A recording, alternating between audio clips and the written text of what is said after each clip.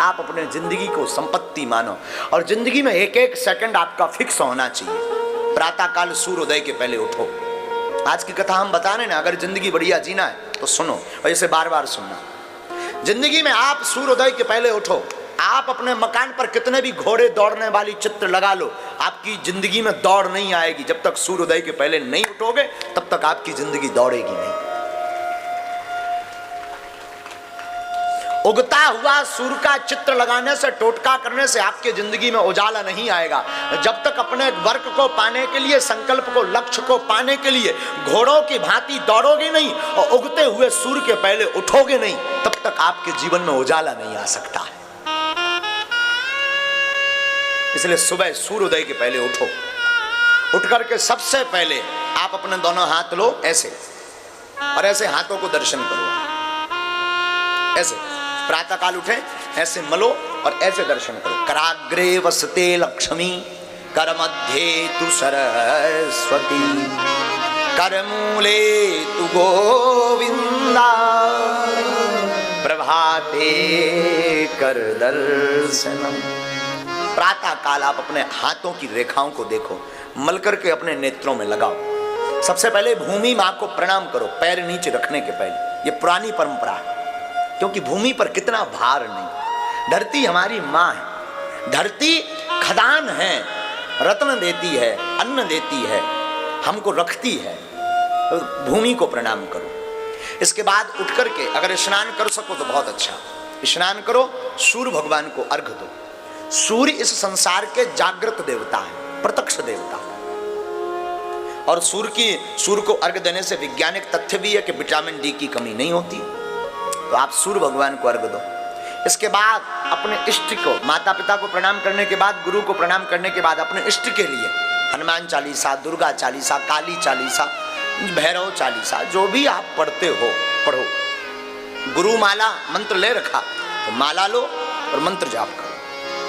आपके बज गए 8 बजे कुछ भगवान को प्रसाद लगाओ और फिर खुद कुछ पाओ, योग व्यायाम आदि करके कुछ पाओ, टहलो। इसके बाद लगभग 10-11 बज गए, आप अपने काम के लक्ष्य पर ध्यान। आपका प्रश्न होगा महाराज फिर भजन और तो नहीं करना होगा? करना होगा। अब कैसे भजन करना? अगर आप बिजनेसमैन हैं, अगर आप नौकरी करते हैं तो ऐसे भजन करो, अगर आप खेती करते हैं तो ऐसे भजन करो। 10 बजे निकल गए अपने बिजनेस के लिए, अपनी दुकान के लिए, आप अपने नौकरी के लिए, तो जाते जाते गाड़ी चला रहे ना तो फिल्मी गाना मत बजाओ, न गाओ। हम अक्सर देखते हैं फलाना बदनाम हुआ ठिकाने के लिए नक कटा, ये मत लगाओ। उसकी जगह गाड़ी उठाओ, भजन लगाओ। राम नाम जो गुरु मंत्र है वो मन ही मन जप करना प्रारंभ करो। चलते फिरते उठते बैठते श्वास को व्यर्थ मत गवाओ। कोई काम कर रहे, माताएं घर पे रहती हैं, रोटी बना रही, रोटी बनाओ। एक रोटी बनाई, सीताराम, तवे पर रखो सीताराम, चूल्हे में लगाओ सीताराम, बर्तन में रखो सीताराम। 4 बार सीताराम का जाप भी हो गया और एक रोटी तैयार भी हो गई। फिर वो रोटी खाना नहीं, फिर वो रोटी प्रसाद बन जाएगी और प्रसाद जो भी पाएगा प्रभु को पा जाएगा।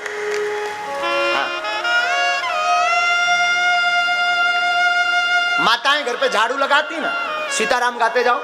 कोई भगवान का गीत, भगवान के गुणानुवाद, स्तुति, वेद स्तुति, मंत्र, कोई बहुत बड़ी महिमा, कोई सुंदर सा भगवत भक्ति गीत गाओ, झाड़ू लगाओ। क्या फायदा होगा? झाड़ू में बहुत छोटे छोटे चींटी, चींटा, बहुत छोटे छोटे जीव मर जाते हैं। उनका पाप आपको जो भोगना पड़ता है, उस पाप से आप बच जाएंगे। भगवान का भजन हो जाएगा, घर भी साफ होगा और मन भी साफ होगा। घर भी साफ होगा, मन भी साफ होगा। रात्रि हो गई आपकी, रात्रि काल संध्या में आप आओ, संध्या में हाथ मुंह धो। संध्या के समय न भोजन करना चाहिए, न देहरी पर बैठना चाहिए। ध्यान दे दें, घर में अगर आप चिर स्थायी काल तक लक्ष्मी को रखना चाहते हैं, घर में अगर अलक्ष्मी का वास नहीं करवाना चाहते हैं, तो ये बात गांठ बांध लें। अगर आपके घर में लड़ाई होती है तो ये कारण हो सकता है। अगर आपके घर में पैसा नहीं रुकता तो ये कारण हो सकता। क्या आप अपने घर में संध्या काल को या तो झाड़ू लगाते होगे, या संध्या काल में भोजन करते होगे, या संध्या काल में भोग मैथुन्य कर्म करते होगे, अथवा संध्या काल में आप देहरी पर बैठ कर के रो रहे होगे। 4 काम वर्जित हैं। दरवाजे की देहरी पर संध्या काल में मत बैठो, संध्या काल में भोजन मत करो, संध्या काल में आप मैथुन्य कर्म भोग मत भोगो, अवासना युक्त मत रहो, संध्या काल में आप रो मत, कलेश मत करो। क्यों?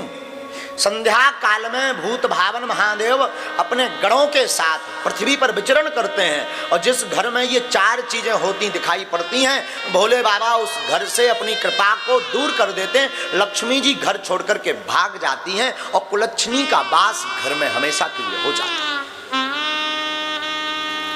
तो आप अपने घर में ये 4 चीजों का गांठ, संध्या काल में हाथ मुंह धो, पूजा मंदिर में जाकर के बैठो, प्रभु को धन्यवाद दो, प्रभु को साधुवाद दो। प्रभु आपकी कृपा से हम दिन भर के हारे थके गए थे, अब आ गए।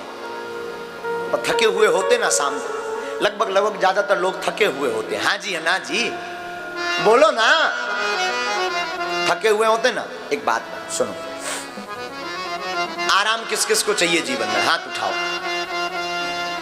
कौन कौन आराम चाहता है? बोलो ना, हाँ जोर से बोलो। बड़े कंजूस हो, जोर से बोलो ना, पैसा थोड़ी लग।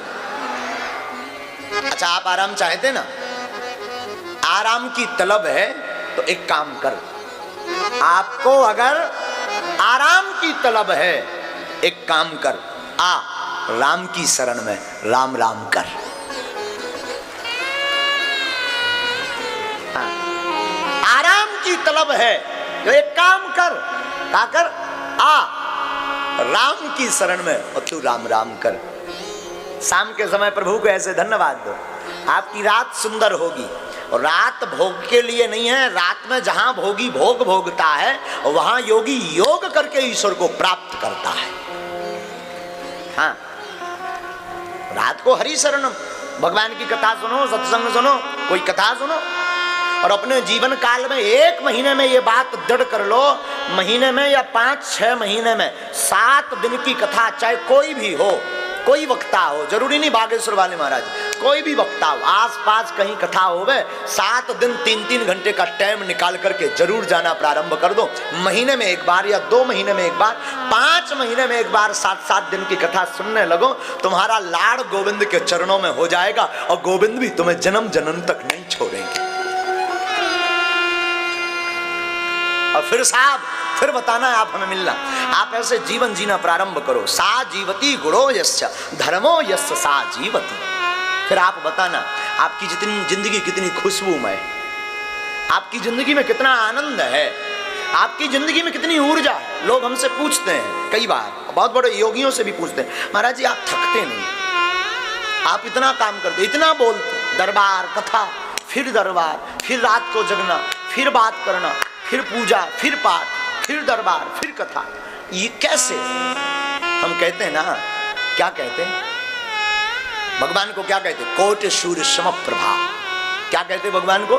भगवान करोड़ों सूर्यों के समान तेजमय हैं। उन भगवान की आनंद में हम डूबे रहते हैं तो वो परमात्मा अपनी ऊर्जा हमें भेजते रहते हैं।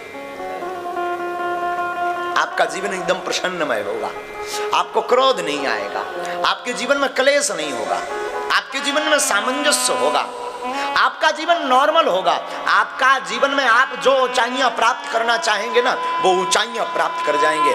Life is money. आप अपने जीवन में अपनी जिंदगी को संपत्ति मानो और जिंदगी का एक एक पल व्यर्थ मत गवाओ।